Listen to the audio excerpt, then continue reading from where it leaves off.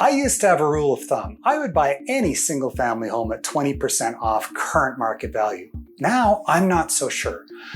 On May 27th, Canada Mortgage and Housing Corporation, that's CMHC, released a special edition of their housing market outlook. In it, there's a chart that says average existing Canadian home prices could drop by as much as 9 to 18%. It was received by people whose livelihoods depend on ever-increasing real estate euphoria with outrage. Did you know that 50% of Canada's GDP is driven by real estate? Apparently, those who stand to benefit from a never-ending real estate appreciation party, realtors, mortgage brokers, lenders, even some politicians, are simply having a hard time bringing themselves to accept the possibility that our economy may be stalling. I've even spoken to respected property owners in Toronto, Vancouver, and Alberta who are willing to concede that the average Canadian real estate price may drop, but certainly not in their town. Seriously, their markets drive our country, and the report was segmented by province. So yes, they looked at Ontario, BC, and Alberta. We cannot drive the direction of a market with positive thinking alone. Hope is not an investment strategy. Is it possible that we're missing something? Did you know that Warren Buffett, as of mid-May, was sitting on a stockpile of $137 billion with a B in cash? He's a value investor, and the stock market has faltered, and he simply hasn't found any bargains yet. He knows there's more pain coming, and he's waiting patiently.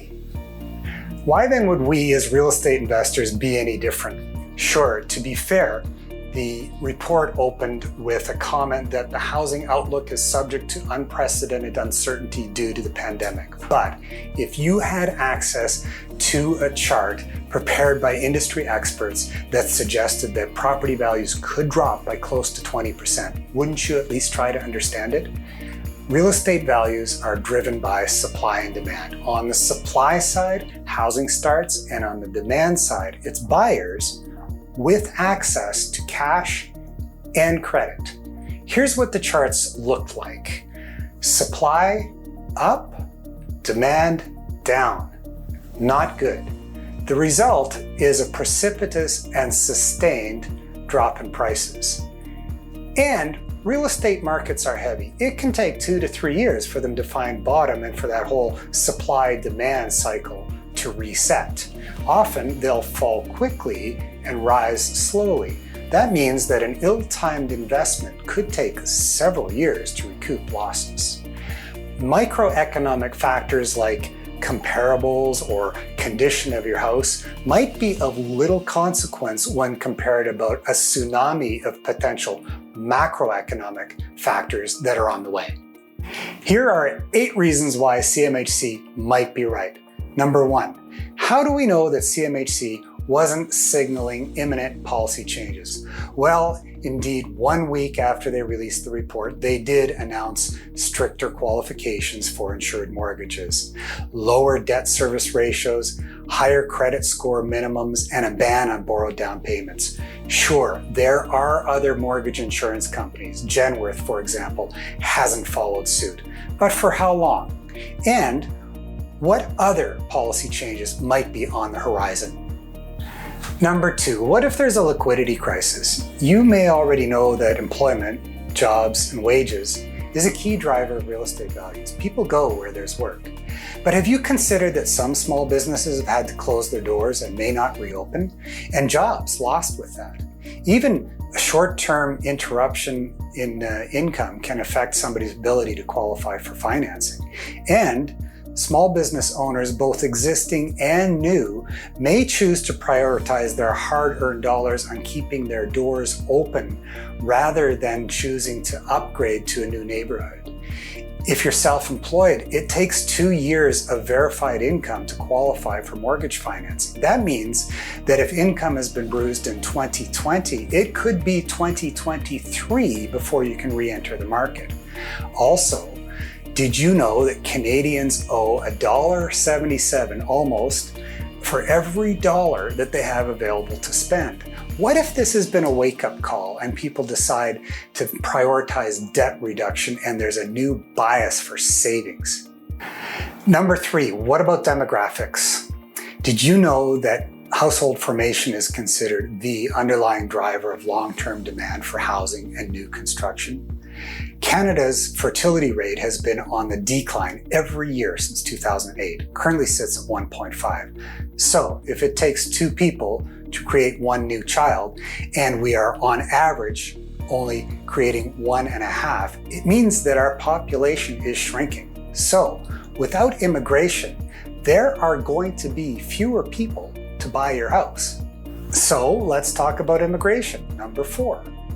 What if global mobility is reduced for a significant period of time due to the results of the pandemic?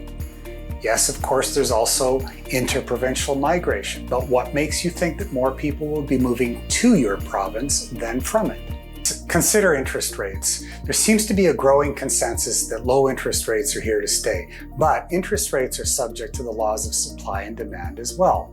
What if a risk premium is built into rates, meaning higher mortgage rates going forward?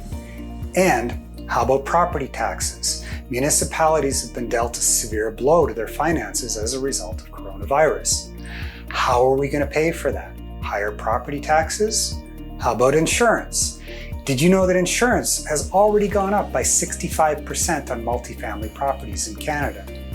That means condos, townhouses, apartments, all have higher expenses for insurance. That's as a result of water damaged buildings in Vancouver, of flooding in Calgary, of fires in Fort McMurray.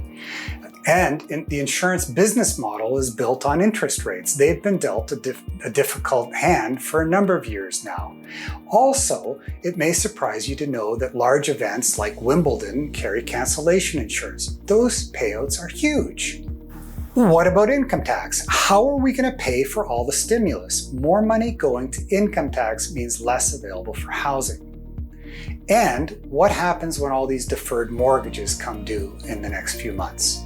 Number 6, what if there's a second wave of COVID-19? Number 7, have you considered functional obsolescence due to changing behaviors? What if people no longer want to live in high-density areas? Or if commuting patterns have changed?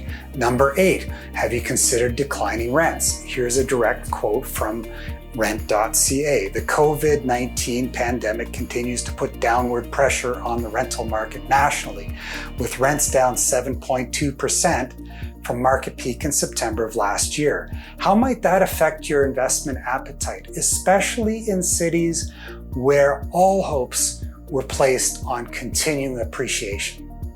In the past few days, more and more industry experts are beginning to concede that property values could indeed drop by 10%. By the way, there are others suggesting that a potential 30 to 35% drop is on the horizon. I hope they're all wrong. With nearly 500 rental units, I would love nothing more for appreciation to continue. But for now, my plan is prudence. If Warren Buffett can be patient, maybe I can too.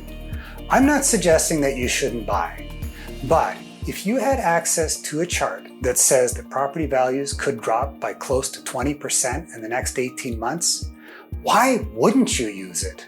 You can find a transcript of this video and all references sourced at myrealmnetwork.com/crash. All free, no email address required.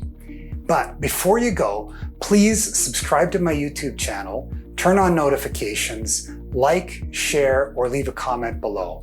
My name's Jeff Gunther. When we understand how the world works, making money can be quite simple, but life is really hard. The good news is you never have to do it on your own.